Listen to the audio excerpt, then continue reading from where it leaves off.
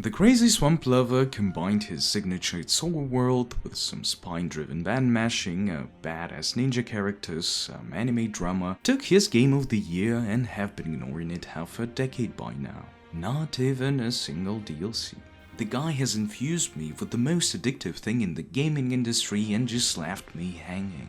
And if you, like me, are looking for a fix, by the end of this video you'll surely know where to get one. Let's start with what's unique about the creation of Miyazaki and then slide into the similarities between it and the monkey game. In most of other slashers, a well-timed parry is seen as this super secret technique for the chosen ones with Jackie Chan reflexes and no private life. Having a game which completely consists of those things felt very intimidating. So for the longest time I've been avoiding Sekiro due to the very parry-oriented nature of it. However, it's one of those rare games with exceptionally badass main character and incredibly alluring world, so after starting and then dropping the game a few times, I've gotten sucked into it like a certain cylinder into an empty Pringles package. If one really wants to play a certain character, the design of the aforementioned character should be really good. And this aspect is something that I want to emphasize in this game. The main protagonist of Sekiro, Wolf, is not your cookie cutter ninja, but a really unique and, one more time, badass character. Almost every facet of him is peculiar. From the rope, which Wolf been carrying on his back since he was a little kid, which makes his moves more elegant and impactful, to the mysterious emo highlight on his hat and the mechanical bone hand. Each of those details creates a character with very distinctive features where you are intrigued by protagonist and want to explore and play as him. And you definitely want for those words he throws in cutscenes not to be an empty bravado,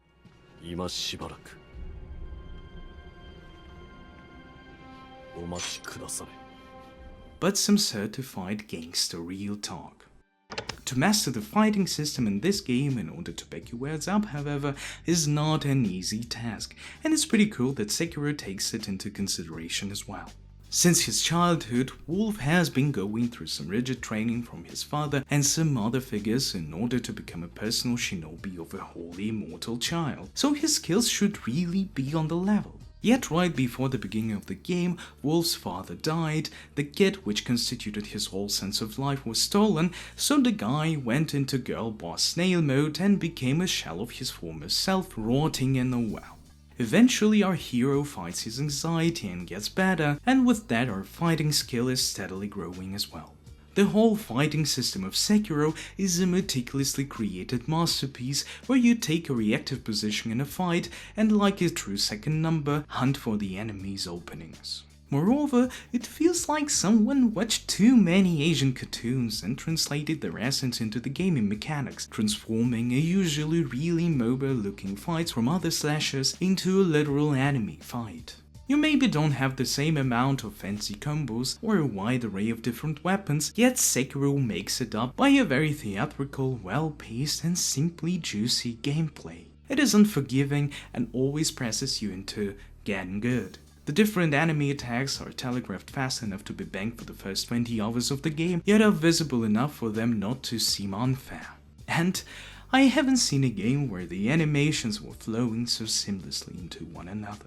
The gameplay in combination with the close to Weep's Heart setting and some very charismatic character made me in love with the game, and I haven't felt anything even relatively close ever since. And all of that until I saw the first trailers for Black Myth Wukong. The close to heart Eastern Asian setting, yet with a new for me Chinese spin. Some absolutely bizarre characters, and the main thing, reactive fighting system. All of those things combine themselves in order to create another Sekiro-like experience, and now I'll be telling you what's so similar between the games in detail. Firstly, I'd like to remark that both of them are a work of passion and a love letter to Death's homeland and their myths. Miyazaki waited 20 years to make a game about the culture he grew in, being content with making katanas the most imbalanced weapon in his other creations. The comrades on the other side were closed from the filthy capitalist markets for even longer, so presenting their homeland to the uncultured Westerners for them might have even been more important than for Maestro. He knows who watched Naruto. So that's what both of them did.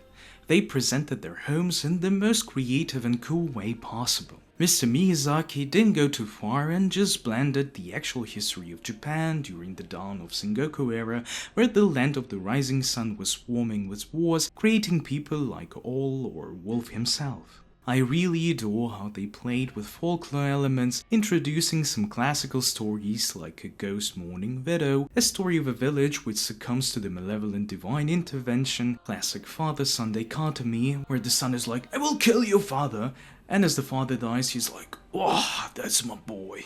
You know, the good old anime stuff.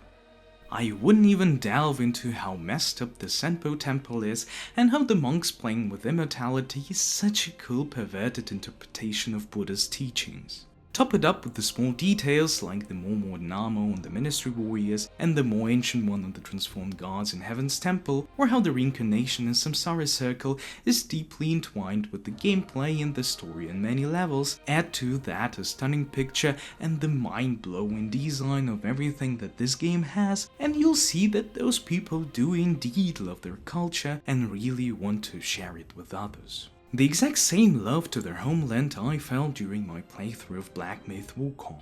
BMW is the first single-player game of such level coming from China, so the commies went full gas on the thing. Game Science delved deep into Chinese mythology to show how multifaceted and obscure the culture is, encompassing Buddhism, Tao, Confucianism, and some pagan beliefs of ancient China. The whole BMW premise is the continuation of the novel, where we can see the aftermath of the Wukong's journey. The story is not stated that blatantly and straight, because the main boys already know the state of affairs in the game's world pretty well, so the uncultured Westerners have to do all of the mind gymnastics themselves, but no worries, I will help you with that. Hey, if you watched till here, I'd urge you to subscribe and leave a like. I really try to put effort into those videos, so I'd really appreciate it. And you can unsub at any time. Thank you. In the world of BMW, we have two more or less equally influential and powerful heavens with their own pantheon, philosophy and beliefs. Eastern Heaven represents Tao, with their will of adhering to the everlasting laws of reality and cosmos, in which they are set to self-develop and align themselves with these laws. This is where we have the Pills of Immortality from, which in their place give the practitioners of Tao an ability to self-maximize themselves in their ways for eternity. This heaven is ruled by the Jade Emperor, a primordial god and a monarch of all deities, who has his seat in China, where Tao is a more traditional belief. Western Heaven in its place represents Buddhism, with their detachment from reality in order to achieve nirvana. They are more or less opposite in that they perceive the world as a place of suffering where it has no sense in adhering to its laws because nothing really exists actually. A pretty stark contrast if you ask me. The Western Heaven is ruled by Amitabha, one of Buddha's aspects, and takes place in India. At the beginning of the Journey to the West book, Wukong attacked the celestial court of Eastern Heaven, rendering Jade Emperor helpless and making him plead for help from the Western Heaven.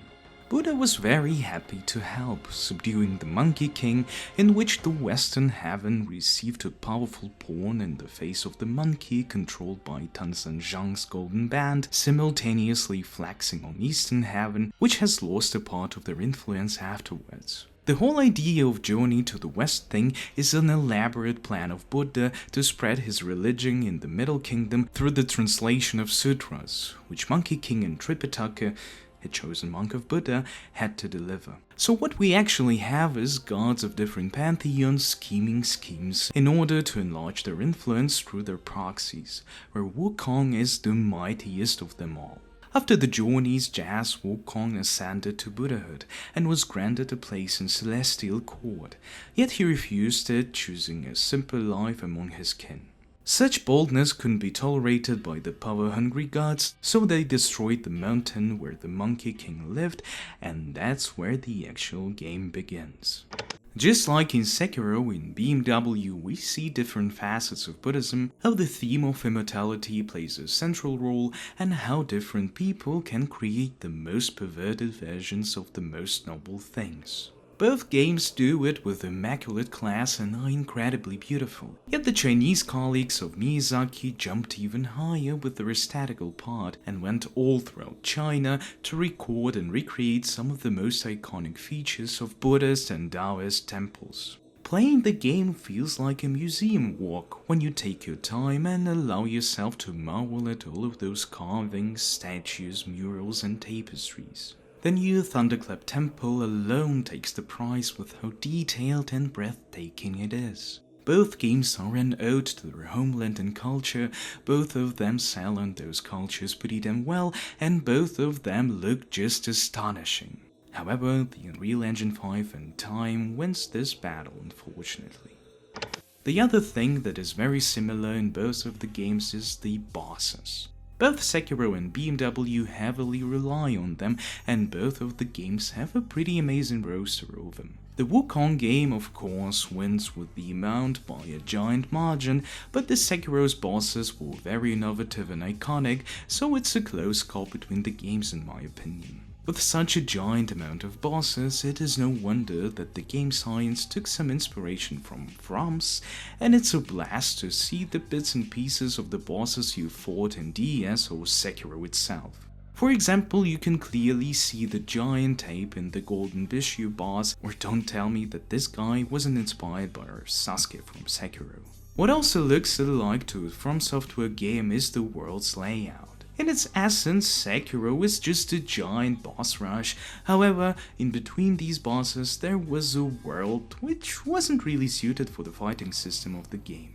The duels in the game are immaculate, but when the enemy counter drops about 2, it transforms into a clunky circus where everyone slices you into pulp. I think that BMW suffers from the same problem, but to a much lesser extent because of more ways to respond to those crowds, and here is the time to address the elephant in the room and talk a little about why we all came here.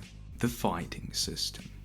As already mentioned, the fighting system in Sekiro is reactive. You as a player are in a constant state of defense hunting for the openings. With time you're becoming better and more aggressive, but the status quo is that you're a human-ass ninja, knives cut you just as well as any other person, and second death is more or less the only thing that allows you for a critical failure. The BMW is, in my opinion, built on the same basis, but with a few little tweaks. There is no denying that the game is sort of a Souls-like, yet the devs state that their main inspiration is God of War, so we have a little bit of that thrown into the mix as well. Firstly, the God of War spin made enemies to have a much lesser damage in comparison to Souls's, so the game is much more forgiving to the mistakes. Yet this mistake tolerance untied the enemy-loving hands of the developers, so it led to appearance of this charming fellow with a combo chain like that.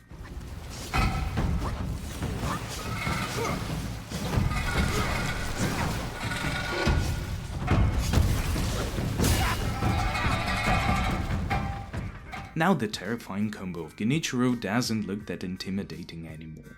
Secondly, game science didn't implement the posture mechanic and opted for a more classic stamina bar, but with the twist of focus, which is granted for, let's be real, cool stuff in a fight and allows us to use mega boinks.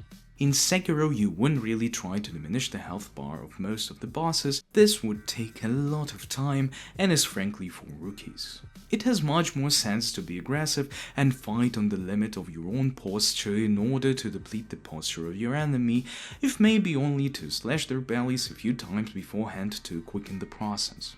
It wouldn't make any sense to be overly passive because you wouldn't really stand a chance against a constant bombardment from your enemies. In Wukong it is more or less the same, but from another perspective. You are encouraged to be more aggressive because the health pool of your enemies is enormous. There is no other way to kill them like in Sekiro, and you are not as hardly punished for your mistakes as in the ninja game, so it only makes sense to stay close and deal as much damage as possible while avoiding the boinks. We also have much more options to avoid those boinks in BMW.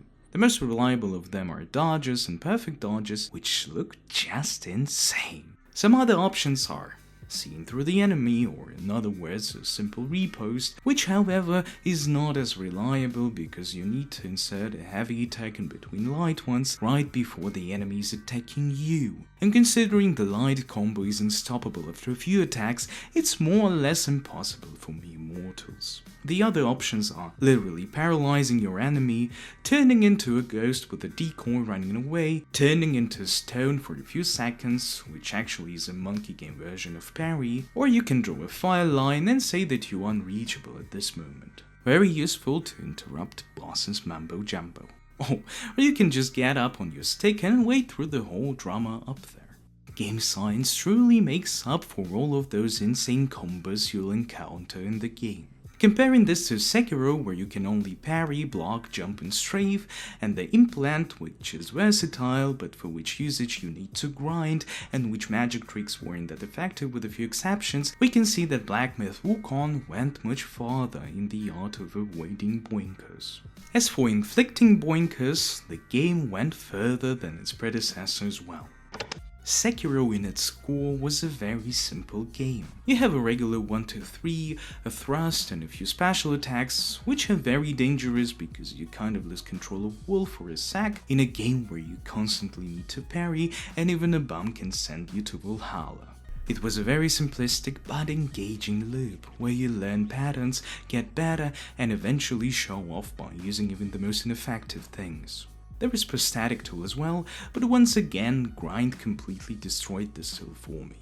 In the monkey game, however, everything is a bit more difficult. You have 3 stances with different moves. One is utilized for pushing and or making distance, other for inflicting as much damage as possible, and another one is the most unique shit I have ever seen in gaming and is used for closing distance or avoiding damage at all. All of them have a simple light combo attack, which can be ended or interrupted by a special heavy attack, which after a few upgrades becomes a must in a combo. You can combine all of them, but only to a certain extent. Under that I mean that you can begin with a crushing stance and retaliate with a pushing one with the last attack. You can't really combine light attacks in different stances effectively, and even if you could, it doesn't really make sense because their moveset is alike, and any other stance besides the crushing one deals less damage with light attacks. It's no DMC or Bayonetta, but it's enough for a reactive game like BMW, where avoiding damage takes around the same amount of attention as dealing it. But after the next thing, I don't really think we have a moral ground to frown upon this fighting system. In this game we have a total of 10 transformations, where each of them has their own moveset and ability. Some of them can move really fast, some of them gather parry in order to retaliate with maximum capacity, and some of them is a literal walking rock. What a fucking based game. Moreover, we have semi-transformations, and there are more than 90, with their own little shtick. Some of them can be combined with regular combos, and most of them have a buff on top of it. Ah yeah, the game, what do you expect from a Chinese game, has different weapons, armor, curious items, buffs, and other beautifully designed and pretty useful things. I mean, it would be cool if all of the work and creativity that went into those trinkets would have been put into fighting system and combos. However, the devs need to dance on the verge between simplicity and overcomplication, and considering all of the crazy transformations, I have no right to whine about that anymore. All in all, if you like me are in awe of Sekiro's fighting system and been waiting for far too long to experience something like that, BMW might be your choice. It's also a reactive game where you can become proactive through getting good. It has the same foreign for many East Asian vibe, the story is fascinating, the picture is just mind-blowing, and another pro, you can play as a monkey. What a catch! If you want to check my opinion on Wukong right after the game was released, click on the middle. Thank you guys for checking this video out and stay tuned because there is much more to come. I love you. Have a good one.